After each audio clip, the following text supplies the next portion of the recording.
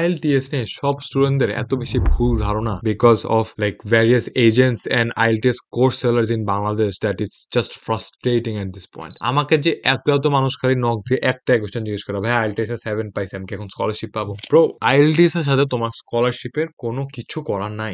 IELTS and scholarship কোনোভাবেই related না। আপনি যদি IELTS এ ফুল মার্ক পান, 9 পান, 9 এ 9 পান, তাও ওটা দিয়ে আপনি স্কলারশিপ পাবেন। নট অনলি ইন অস্ট্রেলিয়া, পুরো দুনিয়ার কোথাও পাবেন না। IELTS is just an English test. এই টেস্টটা ডিটারমাইন করে যে আপনি কি ইংলিশে প্রপারলি কমিউনিকেট করতে পারেন নাকি, আপনি ইংলিশ বলতে পারেন নাকি, আপনি ইংলিশ লিখতে পারেন নাকি, আপনি ইংলিশ পড়তে পারেন নাকি, এন্ড আপনি ইংলিশ শুনে বুঝেন নাকি। বিকজ বিদেশের সব ইউনিভার্সিটিজে ইংলিশে লেকচার দেওয়া হয়, এন্ড নট অনলি ফার্স্টলি বিদেশের সব জায়গায় সবাই ইংলিশে কথা বলে, যেটার জন্য আপনার ইংলিশে ভালো হওয়াটা অনেক বেশি জরুরি, রাইট? অনেক অনেক বেশি জরুরি, বিকজ সবকিছু ইংলিশে হয়। আপনি যদি ইংলিশ না পারেন, ইংলিশে ভালো না হন, আপনি বিদেশে এসে কোনো কিছু করতে পারবেন না। আপনি দোকানে যাবেন, দোকানে হচ্ছে ইংলিশ কথা বলবে, আপনি গাড়ির তেল নেবেন, ইংলিশে মানুষ কথা বলবে, আপনি চাকরি করবে, ইংলিশে মানুষ কথা বলবে, আপনি ইউনিভার্সিটিতে সবকিছু ইংলিশ হবে। ইউনিভার্সিটির যত সব কন্টেন্ট যা পড়াবে, যে যত ধরনের কমিউনিকেশন হবে, সবকিছু অলওয়েজ ইংলিশেই হবে, যেটার জন্য সব ইউনিরা চায় যে আপনি ইংলিশ পারেন, আপনি ইংলিশে ভালো হন। বিকজ আপনি যদি ইংলিশ পারেন, তাহলে আপনি ইউনিভার্সিটি পড়াশোনা বুঝবেন, ইউনিভার্সিটি পড়াশোনা করতে পারবেন, এন্ড অ্যাকচুয়ালি ডিগ্রিটা নিয়ে গ্রাজুয়েট করতে পারবেন। যেটার জন্য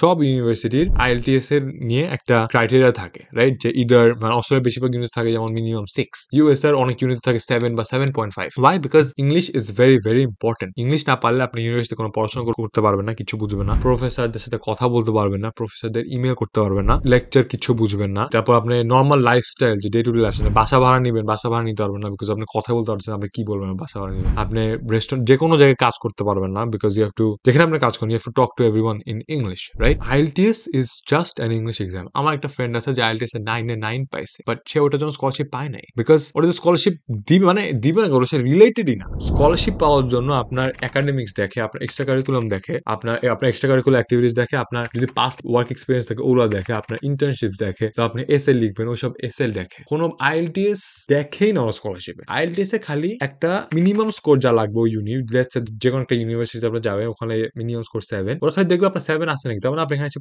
পড়াশোনা বুঝবেন, দ্যাটস ইট। ওটা স্কলারশিপে যাই না। ধরেন যে কোনো একটা ইউনিটে দুটো স্টুডেন্ট অ্যাপ্লাই করতেছে, হ্যাঁ, ওই ইউনিটে মিনিমাম IELTS এর রিকোয়ারমেন্ট 7, একটা স্টুডেন্ট 7 পাইছে আর একটা স্টুডেন্ট 9 পাইছে, দুইটা স্টুডেন্ট ইকুয়ালি ঢুকবে ইউনিটে। ও যে 9 পাইছে এটার জন্য জীবনও স্কলারশিপ পাবে, কারণ মানে IELTS A 9 A 9 power doesn't really matter. আমি পড়াশোনা অনেক মানুষকে চিনি যে যে হ্যাঁ আমি অনেক কষ্ট করতেছি IELTS এর জন্য, আমি 7 পাইছি, আমার 9 লাগবে, আমি 9 পাওয়ার করার জন্য আরো দিতেছি। একজনকে চিনি 4 বার IELTS দিয়ে, কেন তার নাকি ওর 8.5 লাগবে, কেন? কারণ স্কলারশিপ পাবে, ওর অলরেডি 7 আছে। তুমি 7 দিয়ে দুনিয়ার বেশিরভাগ ইউনিটে ঢুকে যেতে পারো না। তুমি যদি 9 এ 9 পাও বা 8.5 পাও, তোমাকে কোনো ইউনিট স্কলারশিপ দিবে না। তো তুমি কেন খামাখা এত টাইম এন্ড এফোর্ট নষ্ট করতেছো IELTS এর পিছে? IELTS is a very simple thing, it's just an English test. তুমি দিবা, যা মিনিমাম রিকোয়ার্ড স্কোর লাগে ওইটা পাবা, পায় ওটাতে একটা ইউনিটে ঢুকে যাবে, that's it, nothing else matters. মানুষ যে কেন IELTS নিয়ে এত অবসেসড হয় যে IELTS 8.5 লাগবে, IELTS 9 লাগবে, এই লাগবে, সেই লাগবে, IELTS সাথে স্কলারশিপের কোনো মিলই নাই। তো জীবনও আপনারা আপনি যদি IELTS 9 পান আর আমি 7 পাই, আমাদের দুইজনেরই স্কলারশিপের চান্সেস সেম থাকবে যে কোনো ইউনিটে। স্কলারশিপ ডিপেন্ড করবে পড়াশোনা, extra curricular activities, work experience,